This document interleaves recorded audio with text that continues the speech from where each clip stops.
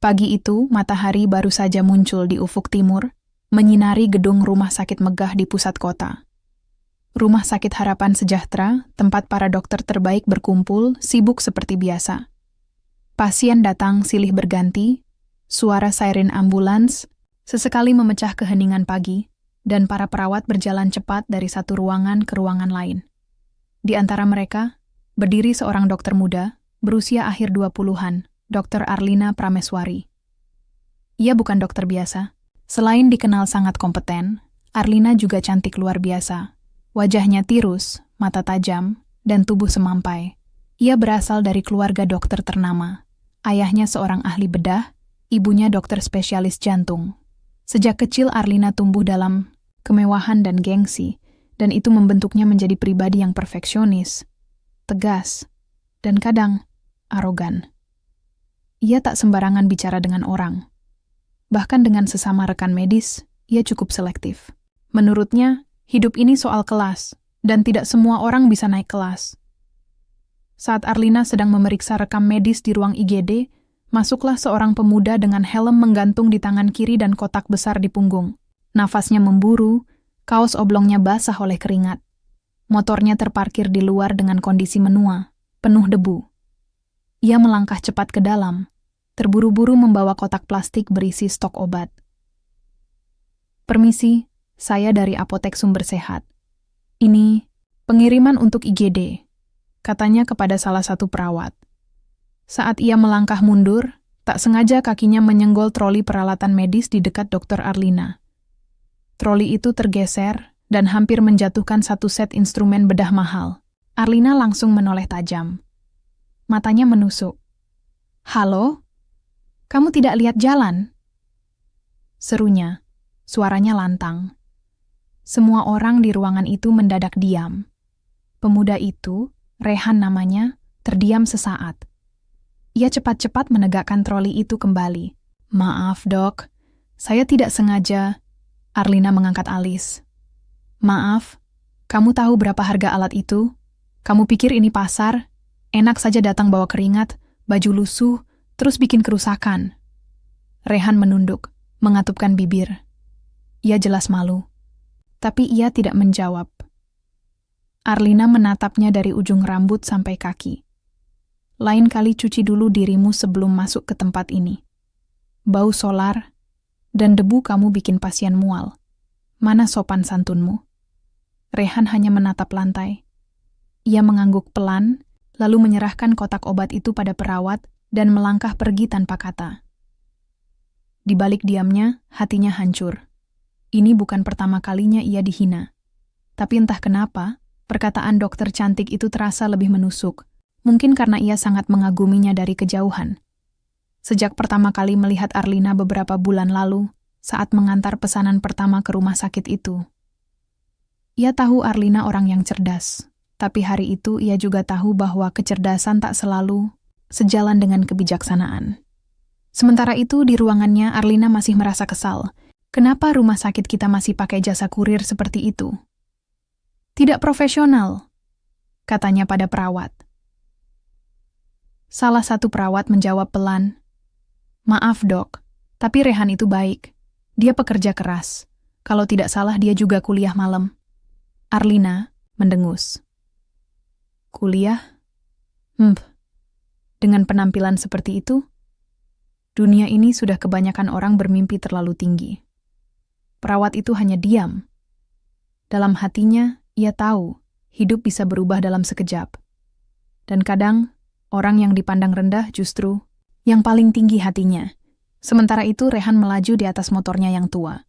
Jalanan kota terasa panjang, dan angin yang menerpa wajahnya tak cukup kuat menghapus rasa sakit di hatinya.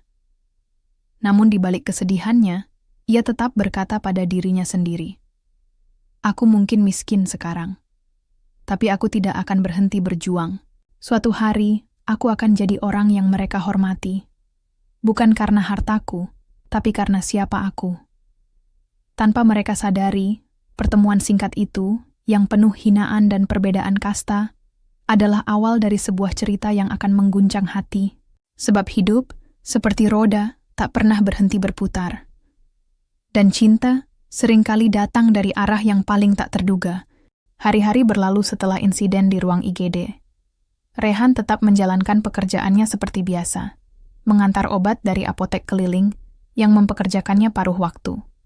Setiap kali ia kembali ke Rumah Sakit Harapan Sejahtera, langkahnya terasa lebih berat, bukan karena lelah fisik, tapi karena luka di harga dirinya yang masih membekas. Meski demikian, Rehan tak pernah absen tersenyum. Ia menyapa satpam rumah sakit, membantu perawat yang kesulitan membawa alat, bahkan menyuapi pasien lansia yang keluarganya tak pernah datang. Ia dikenal sebagai pemuda yang ramah, rajin, dan tak banyak menuntut. Namun tidak bagi Dr. Arlina. Baginya, Rehan tetaplah bayangan buram dari dunia yang kotor dan tak terdidik. Ia masih enggan bicara lebih dari sepatah kata. Ia tetap menjaga jarak, seolah Rehan adalah virus yang bisa menulari kemurnian lingkungan medisnya. Suatu hari di ruang istirahat dokter, rekan sejawat Arlina, Dr. Aldi, membuka pembicaraan sambil menyesap kopi. "Kamu keras juga ya sama Rehan," katanya. Mencoba terdengar santai. Arlina tak menoleh, matanya tetap fokus pada layar laptopnya. "Keras? Aku cuman realistis. Rumah sakit bukan tempat untuk orang yang tidak tahu etika dan kebersihan." Aldi tersenyum miring. "Kamu tahu dia kuliah malam. Fakultas Farmasi di kampus swasta. Siang dia kerja antar obat, malam dia belajar. Aku sempat bantu dia waktu dia minta referensi buku farmakologi." Arlina tertawa sinis. "Kuliah itu mudah. Lulus yang susah. Dan kampus swasta, aku bisa beli ijazahnya dengan gaji 1 bulan." Aldi terdiam sejenak, lalu berkata pelan, "Hati-hati, Lin. Kadang orang yang kamu pandang rendah justru lebih kaya dalam hal yang tak bisa dibeli. Kesabaran, ketulusan, perjuangan." Kata-kata Aldi sejenak mengendap, tapi Arlina mengabaikannya. Ia terlalu terbiasa berada di Menara Gading. Sementara itu, di balik hiruk-pikuk kota, Rehan pulang ke rumah kontrakan kecil di pinggiran kota. Ia tinggal bersama ibunya yang sakit-sakitan. Malam itu, setelah selesai mengantar obat, ia menyeduh teh hangat untuk ibunya. "Bagaimana kerja hari ini, Nak?" tanya sang ibu. Suaranya lemah. "Lumayan, Bu. Tadi banyak pesanan ke IGD," jawab Rehan sambil tersenyum. Ibunya mengangguk pelan. "Ibu lihat kamu sering pulang malam. Kuliahmu gimana?" "Masih lancar. Dosen bilang, minggu depan ada ujian praktek. Tapi aku sudah siap." Di matanya ada cahaya semangat. Ia tahu hidupnya berat, tapi ia juga tahu bahwa ia punya tujuan yang lebih besar daripada sekadar membalas hinaan. Ia ingin membuktikan bahwa seseorang tak perlu lahir dari keluarga kaya untuk bisa berarti. Suatu sore, Rehan kembali mengantar obat ke rumah sakit. Kali ini, ia masuk dari pintu belakang karena jalan depan sedang direnovasi. Tanpa sengaja, ia melihat Dr. Arlina sedang duduk sendiri di taman kecil rumah sakit, wajahnya terlihat lelah dan kosong. Biasanya Arlina selalu berjalan cepat, penuh wibawa, tapi hari itu berbeda. Rehan ragu sejenak, lalu melangkah mendekat. "Dokter, butuh bantuan?" Arlina menoleh, sedikit terkejut, tapi ia tak menjawab dengan ketus seperti biasa. Mungkin karena hari itu ia baru saja gagal dalam penanganan kasus pasien anak yang kritis. Ia merasa sangat terpuruk. "Tidak, terima, kasih," jawabnya pelan. Namun suaranya tak sekeras biasanya. Rehan hanya mengangguk. Ia hendak pergi, tapi kemudian berhenti dan berkata, "Kadang kita butuh berhenti sebentar. Bukan karena kita lemah, tapi karena kita manusia." Arlina memandangnya, kali ini tanpa cemoohan. Ada keheningan yang dalam. Mungkin untuk pertama kalinya, ia mendengar suara Rehan sebagai manusia, bukan sekadar tukang antar obat. "Siapa yang bilang itu?" tanya Arlina. Rehan tersenyum kecil. "Dosen saya." Arlina mengangguk pelan, lalu berkata, "Terima kasih." Rehan hanya mengangguk, lalu melangkah pergi. Ia tak tahu bahwa kata-katanya yang sederhana justru mulai menggoyahkan dinding kesombongan yang selama ini mengelilingi hati seorang dokter muda yang angkuh. Beberapa hari kemudian, Arlina mulai memperhatikan Rehan dari jauh. Ia melihat bagaimana Rehan membantu seorang pasien tunawisma mencari jalan keluar rumah sakit. Ia melihatnya duduk bersama anak kecil pasien kanker, membacakan dongeng dari buku bekas. Arlina mulai bertanya-tanya dalam hati. Bagaimana mungkin seseorang yang hidupnya penuh keterbatasan bisa punya hati sebesar itu? Mungkin, pikirnya, dunia ini memang terbagi bukan oleh kaya dan miskin, tapi oleh mereka yang tahu cara memperlakukan sesama, dan mereka yang belum belajar caranya. Malam itu turun hujan deras di kota. Langit hitam seperti menyimpan kemarahan, dan petir menyambar sesekali, menggetarkan kaca-kaca jendela rumah sakit. Dr. Arlina baru saja selesai menjalani dinas malam yang melelahkan. Ia berjalan menuju tempat parkir dengan payung kecil yang hampir tak cukup melindunginya dari derasnya hujan. Jalanan menuju parkiran rumah sakit sempit dan licin. Mobilnya terparkir cukup jauh karena area utama ditutup untuk renovasi. Ia menunduk sambil berjalan cepat, sepatu hak tingginya sesekali tergelincir. Di tikungan jalan belakang rumah sakit, nasib buruk menyambutnya. Sebuah sepeda motor melaju terlalu cepat dari arah berlawanan. Karena pandangan pengendara tertutup, hujan dan minim penerangan, tabrakan pun tak terelakkan. Brak! Tubuh Arlina terpental. Payungnya terlepas. Kepalanya terbentur trotoar, dan semuanya menjadi gelap. Beberapa saat kemudian, seseorang berlari menerobos hujan. Pemuda itu baru saja selesai mengantar pesanan obat terakhirnya untuk hari itu dan dalam perjalanan pulang. Saat melewati area belakang rumah sakit, matanya menangkap sosok yang tergeletak di tanah. Tanpa pikir panjang, ia segera berhenti dan berlari mendekat. "Ya Tuhan. Dokter Arlina?" Bisiknya kaget. Rehan langsung memeriksa nadinya. Masih ada denyut. Nafasnya berat, tapi stabil. Ia segera melepas jaketnya yang basah kuyup, menutupi tubuh Arlina, lalu memanggil bantuan. Tapi karena sinyal sulit di area itu, ia memutuskan mengangkat tubuh Arlina ke motornya dan membawanya ke klinik terdekat yang buka 24 jam. Tangannya gemetar menahan kemudi motor di tengah badai. Hujan menerpa wajahnya, tapi yang dipikirkannya hanya satu hal, menyelamatkan Arlina.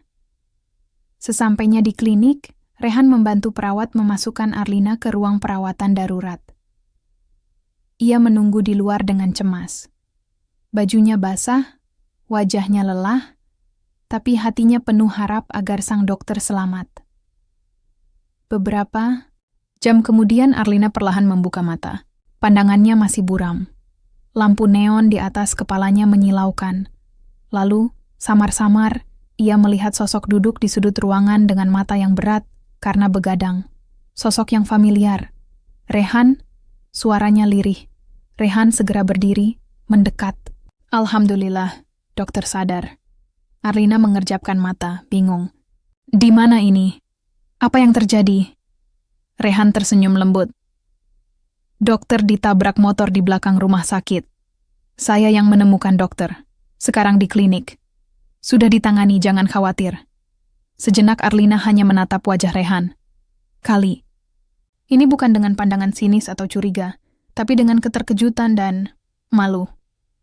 Ia mengingat betapa seringnya ia menghina pria ini. Pria yang kini justru menyelamatkan nyawanya. Kamu menolong aku? Tanyanya pelan. Rehan mengangguk. Iya. Semua orang pasti akan lakukan hal yang sama kalau melihat orang lain butuh pertolongan. Arlina menggeleng pelan. Tidak semua orang, tapi kamu melakukannya. Mata mereka bertemu dalam keheningan. Ada sesuatu yang bergeser di dalam hati Arlina, sebuah kenyataan yang selama ini ia tolak, bahwa martabat manusia tidak diukur dari penampilan, gaji, atau status sosial. Tapi dari tindakan malam itu, setelah dokter klinik memastikan kondisi Arlina stabil, Rehan masih menunggu sampai ia tertidur. Ia tak sempat memberitahu pihak rumah sakit atau keluarga Arlina. Ia hanya ingin memastikan bahwa wanita yang dulu menghina dirinya bisa pulang dengan selamat.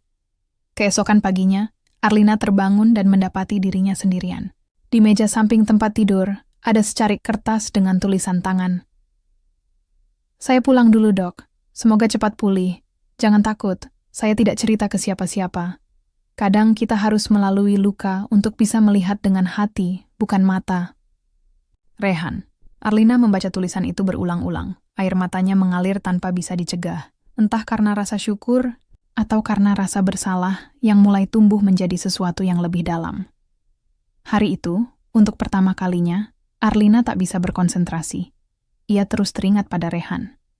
Pada bagaimana pemuda miskin yang dulu ia remehkan, justru menjadi penyelamatnya.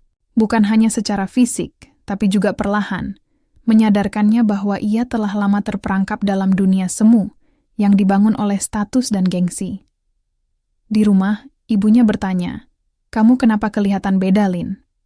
Arlina menjawab lirih, "Aku baru diselamatkan oleh seseorang yang selama ini aku hina, dan dia lebih manusia daripada aku." Sejak malam kecelakaan itu, hidup Dr. Arlina terasa berbeda. Ada yang bergeser di dalam dirinya. Bukan hanya rasa syukur karena selamat, tapi juga karena kenyataan bahwa seseorang yang selama ini ia anggap rendah, justru menjadi penyelamatnya. Beberapa hari setelah pulih, Arlina kembali bekerja. Namun kini, langkahnya tak seangkuh dulu. Senyumnya lebih ramah, dan ia mulai memperhatikan hal-hal kecil yang sebelumnya ia abaikan. Seperti menyapa perawat, menanyakan kabar pasien secara tulus, dan memperhatikan Rehan dari jauh. Suatu siang, saat istirahat di taman rumah sakit, Arlina melihat Rehan sedang membantu seorang pasien lansia membenahi kursi roda. Tangannya cekatan, wajahnya penuh perhatian. Ada ketulusan di sana. Tanpa sadar, Arlina tersenyum. Ia menghampiri perlahan. "Rehan?" Rehan menoleh, sedikit terkejut. "Iya, dokter. Aku mau bilang terima kasih," ucapnya, pelan namun tulus. Rehan tersenyum sopan. "Sama-sama, dokter. Saya cuma kebetulan lewat." "Tidak, kamu lebih dari sekadar kebetulan. Kamu menyelamatkanku," ucap Arlina, matanya menatap langsung ke mata Rehan. Rehan menunduk sedikit, canggung. "Saya hanya melakukan yang menurut saya benar." Arlina duduk di bangku taman, lalu menepuk sisi bangku satunya. "Boleh duduk sebentar?" Rehan ragu, tapi akhirnya duduk. Mereka berbincang untuk pertama kalinya bukan sebagai dokter dan kurir, tapi sebagai dua manusia yang setara. Arlina mulai mengenal sisi lain Rehan, tentang ibunya yang sakit, tentang kuliahnya yang dibiayai sendiri, tentang mimpinya menjadi apoteker yang membuka klinik gratis bagi warga kurang mampu. Arlina terdiam. Selama ini ia sibuk mengejar gelar, status, dan prestis. Tapi pemuda di sampingnya ini punya cita-cita yang begitu mulia, meski hidupnya jauh lebih berat. "Aku malu, Rehan," ujar Arlina pelan. "Aku pernah bilang kamu bermimpi terlalu tinggi. Tapi ternyata, aku yang tidak tahu apa-apa." Rehan mengangguk perlahan. "Saya juga pernah marah, Dok. Tapi waktu lihat dokter jatuh, semua itu hilang. Saya cuma lihat seseorang yang butuh ditolong." Sejak percakapan itu, hubungan mereka mulai berubah. Arlina mulai mencari alasan untuk mengobrol dengan Rehan. Kadang ia pura-pura butuh bantuan mencari alat medis, kadang ia menanyakan nama obat, meski ia tahu jawabannya. Rehan pun mulai terbiasa dengan perhatian itu, meski awalnya ia tak berani, berharap. Namun gosip mulai beredar di kalangan staf rumah sakit. Ada yang mulai memperhatikan kedekatan tak biasa antara dokter cantik dan kurir obat. Beberapa mencibir, beberapa berbisik saat Arlina lewat. Tapi Arlina tak peduli. Untuk pertama kalinya, ia mengikuti kata hatinya, bukan ekspektasi orang lain. Suatu malam, Arlina nekat datang ke rumah Rehan. Ia membawa obat untuk ibu Rehan yang ternyata juga pasien rutin rumah sakit. Rumah kontrakan sederhana itu membuat Arlina tercekat. Lantai semen, tembok tipis, dan hanya ada satu kipas angin tua. Namun kehangatan dan cinta di dalamnya terasa nyata. Ibu Rehan menyambut dengan ramah. "Dokter Arlina? Waduh, kami cuma orang kecil, Bu." Arlina tersenyum dan menggenggam tangan Ibu Rehan. "Ibu adalah alasan Rehan jadi orang hebat. Saya justru merasa terhormat bisa bertamu." Malam itu mereka berbincang lama. Arlina tak bisa menyembunyikan kekagumannya. Saat pulang, ia menatap Rehan dan berkata, "Aku semakin mengerti sekarang. Mengapa kamu jadi seperti ini?" Rehan mengangkat bahu. Saya hanya ingin jadi orang yang berguna. Arlina menatapnya, kali ini lebih dalam. Dan kamu sudah lebih dari itu. Hubungan mereka pun makin akrab. Tanpa banyak kata, benih cinta perlahan tumbuh. Tak terburu-buru, tak dibumbui janji manis. Hanya kehadiran yang saling menguatkan. Suatu sore, Arlina duduk di taman yang sama, tempat mereka pertama kali bicara dari hati ke hati. Ia menunggu Rehan yang baru selesai shift. Di tangannya, sebuah kotak kecil berisi bekal buatan sendiri. Saat Rehan datang, ia tampak kaget. "Dokter, bawa makanan? Aku ingin kamu tahu, aku bukan hanya bisa memberi perintah, tapi juga bisa belajar memberi perhatian," jawab Arlina tersenyum. Mereka makan bersama, tertawa ringan di sela percakapan. Dunia masih sama. Kota masih bising, pekerjaan masih berat. Tapi bagi mereka berdua, ada sesuatu yang berubah. Kehadiran satu sama lain yang membuat semuanya terasa lebih ringan. Hari-hari berlalu dan kedekatan antara Rehan dan Arlina semakin nyata. Meski mereka tidak pernah secara langsung membicarakan perasaan, setiap pertemuan, setiap senyuman, dan setiap percakapan menyimpan sesuatu yang tak lagi bisa disembunyikan. Rasa, namun cinta, seperti juga hidup, tak pernah berjalan mulus. Pada suatu pagi di rumah sakit, Arlina dipanggil oleh direktur rumah sakit, Dr. Hendra. Kantornya dingin, tak hanya karena AC yang menyala, tapi juga suasana yang tiba-tiba tegang. "Arlina," ucap Dr. Hendra serius.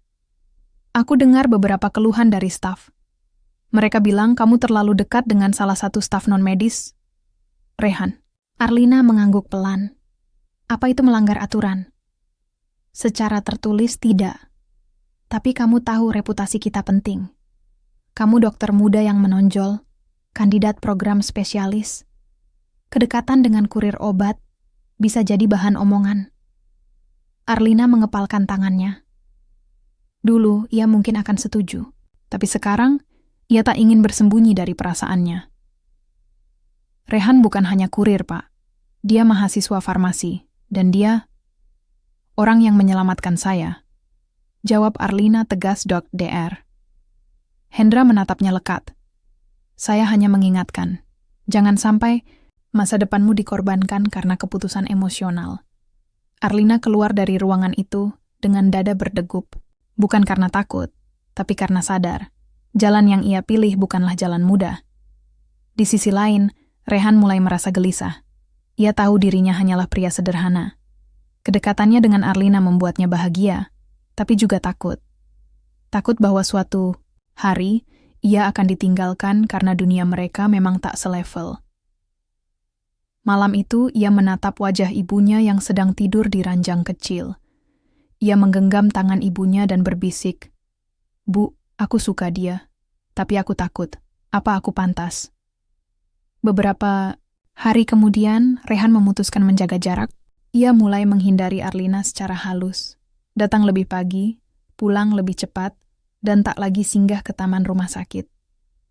Ia takut perasaannya akan menjadi beban bagi Arlina.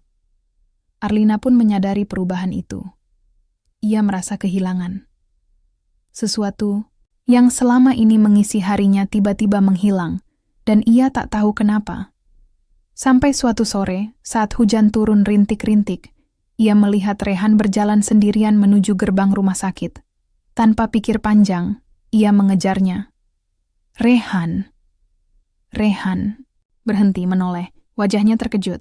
"Dokter, kenapa kamu menghindar?" tanya Arlina langsung. Suaranya gemetar. "Aku kehilangan temanku. Kamu tahu itu?" Rehan menunduk. "Maaf, Dok. Aku cuma gak ingin jadi beban. Aku tahu, dunia kita beda. Aku gak mau kamu disalahkan." Arlina melangkah lebih dekat, menatap matanya. "Siapa bilang kamu beban? Kamu cahaya dalam hidupku, Rehan." Rehan menggeleng. "Tapi semua orang lihat aku rendah. Lalu biarkan mereka buta," jawab Arlina. Matanya berkaca-kaca. "Aku melihatmu, Rehan, bukan dompetmu, bukan bajumu. Aku melihat hatimu." Hening Rehan hanya bisa menatapnya, tak percaya. Kata-kata itu seperti memecahkan dinding yang selama ini ia bangun. Ia ingin memeluknya saat itu juga, tapi ia masih ragu. Aku takut, Arlina. Kalau suatu hari kamu sadar bahwa kamu bisa dapat siapa saja. Kenapa harus aku? Arlina tersenyum. Karena dari semua orang, cuman kamu yang membuat aku merasa cukup sebagai manusia. Hari itu menjadi titik balik. Mereka mulai menjalani hubungan yang perlahan tapi pasti. Tanpa pengumuman, tanpa gembar-gembor. Mereka berbagi mimpi, saling menyemangati. Rehan melanjutkan kuliahnya dengan lebih semangat. Arlina mulai merancang rencana membuka klinik komunitas, di mana nanti Rehan bisa berpraktik sebagai apoteker. Tentu tak semua orang mendukung. Beberapa kolega Arlina masih mencibir. Keluarga besarnya sempat keberatan, tapi Arlina tetap pada pendiriannya. Suatu malam, ia duduk di beranda rumah Rehan, menikmati secangkir teh hangat. Di sampingnya, Rehan membaca buku farmakologi. Mereka tidak bicara, hanya menikmati kebersamaan. Arlina menatap bintang, lalu berkata, "Kalau besok semua ini berakhir, aku nggak akan menyesal."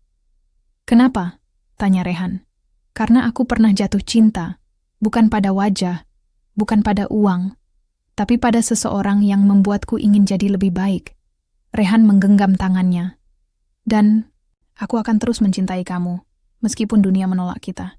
2 tahun telah berlalu sejak hari pertama Arlina diselamatkan Rehan di malam hujan itu. Waktu berjalan, kehidupan berubah, dan cinta yang dulu mereka rawat dalam diam kini tumbuh menjadi keyakinan yang tak tergoyahkan. Rehan telah lulus kuliah dan resmi menjadi apoteker. Ia tidak lagi bekerja sebagai kurir, melainkan membuka apotek kecil di pinggiran kota, bersama Arlina. Di atas papan kayu sederhana, tertera nama usaha mereka. Klinik Kasih, untuk yang tak terjangkau, namun layak mendapat. Klinik itu berdiri di sebuah bangunan tua yang mereka renovasi bersama. Dindingnya dicat putih bersih, dengan sentuhan warna biru langit di pintu dan jendela. Tak besar, tapi cukup untuk melayani puluhan pasien setiap harinya. Kebanyakan dari kalangan miskin yang tak mampu membayar biaya rumah sakit besar. Arlina memutuskan keluar dari rumah sakit tempat ia dulu bekerja. Banyak yang menyayangkan, termasuk kolega dan bahkan keluarganya. Tapi baginya, itu bukan keputusan impulsif, melainkan panggilan hati. Kalau aku bisa menyembuhkan orang yang tak mampu mengakses fasilitas mewah, bukankah itu esensi menjadi dokter? Katanya suatu kali pada ibunya. Meski awalnya keberatan, lambat laun keluarganya pun luluh melihat kesungguhan Arlina dan Rehan. Apalagi setelah melihat betapa bahagianya anak perempuan mereka. Bahagia bukan karena barang mewah, tetapi karena bisa memberi makna. Suatu hari, klinik itu kedatangan pasien spesial. Seorang perempuan tua yang duduk di kursi roda, ditemani putranya yang tampak gelisah. Arlina mengenal mereka. Wanita itu adalah Bu Ratna, ibu dari Dr. Hendra, direktur rumah sakit tempat Arlina dulu bekerja. Arlina segera menghampiri. "Bu Ratna, apa kabar? Mari, saya bantu masuk." Wajah Dr. Hendra tampak canggung. Ia tak menyangka, klinik yang sederhana ini dimiliki oleh Arlina. Lebih mengejutkan lagi, ia melihat Rehan datang dari belakang sambil membawa obat. "Rehan, kau di sini?" tanyanya. Nyaris tak percaya. Rehan tersenyum ramah. "Iya, Dok. Sudah 2 tahun saya di sini. Tak ada kata-kata kasar. Tak ada hinaan. Yang tersisa hanyalah kekaguman diam-diam." Dr. Hendra mengangguk pelan, lalu menepuk bahu Rehan. "Kalian berdua hebat." Hari itu menjadi momen yang membungkam para pengkritik mereka. Masyarakat mulai melihat bahwa cinta yang didasari ketulusan akan selalu menemukan jalannya. Arlina dan Rehan tak hanya membuktikan bahwa cinta lintas status bisa bertahan, tapi juga bahwa dua manusia biasa bisa memberi dampak luar biasa. Di klinik kecil itu, mereka punya tradisi sederhana. Setiap Sabtu, pagi mereka mengadakan ruang cerita. Pasien yang datang bukan hanya diperiksa, tapi juga diajak berbincang. Kadang ada anak-anak yang bercerita tentang mimpi menjadi dokter seperti Arlina. Kadang ada ibu-ibu yang sekadar ingin didengarkan. Karena mendengarkan kata Rehan suatu kali, adalah awal dari menyembuhkan. Suatu malam, saat semua pasien telah pulang, Rehan membawa Arlina ke halaman belakang klinik. Di sana, ia menyiapkan meja kecil dengan lilin dan 2 cangkir teh jahe. Di bawah sinar bulan, Rehan mengambil kotak kecil dari sakunya. "Arlina," katanya gugup, "aku tahu kita sudah berjalan jauh. Kita pernah jatuh, pernah dihina, tapi kita tetap berdiri. Hari ini, aku ingin berdiri bersamamu, selamanya." Arlina menatapnya, terharu. Rehan membuka kotak itu. Di dalamnya, sebuah cincin sederhana, tanpa berlian, tanpa kilauan mewah. Tapi, di lingkarannya terukir 2 kata, "Kita bisa." "Will you marry me?" tanya Rehan, suaranya gemetar. Arlina tak bisa menahan air matanya. Ia mengangguk, lalu memeluk Rehan erat. "Ya, dari dulu, jawabanku selalu ya." Pernikahan mereka digelar di halaman klinik. Tak ada gedung mewah, tak ada catering 5 bintang, hanya tenda putih, kursi lipat, bunga hasil kebun warga, dan senyum tulus dari mereka yang hadir. Pasien-pasien lama, warga, sekitar anak-anak jalanan yang dulu pernah mereka obati, semua berkumpul. Di pelaminan, Arlina berdiri anggun dengan gaun sederhana. Di sampingnya, Rehan tampak gagah dengan jas pinjaman. Tak ada hiasan berlebihan, tapi kebahagiaan terpancar jelas di wajah mereka. Saat pesta selesai dan malam mulai turun, mereka duduk berdua di depan klinik. "Rehan," kata Arlina, "ingat saat kamu bilang kamu takut aku akan meninggalkanmu?" Rehan mengangguk. Arlina menggenggam tangannya. "Sekarang kamu tahu kan? Takdir memang menghina kita di awal, tapi dia juga yang menyatukan kita." Rehan tersenyum, menatap bintang. "Dan aku bersyukur, karena jatuh cinta padamu adalah takdir terbaik yang pernah kuterima." Mereka pun saling menatap, dalam diam yang penuh arti, karena cinta sejati tidak selalu datang dari awal yang indah. Terkadang, ia datang dari luka, cemooh, dan perjuangan. Tapi jika dijaga, ia akan tumbuh menjadi sesuatu yang tak tergantikan. Pagi itu, matahari baru saja muncul di ufuk timur, menyinari gedung rumah sakit megah di pusat kota. Rumah Sakit Harapan Sejahtera, tempat para dokter terbaik berkumpul, sibuk seperti biasa. Pasien datang silih berganti, suara siren ambulans sesekali memecah keheningan pagi, dan para perawat berjalan cepat dari satu ruangan ke ruangan lain.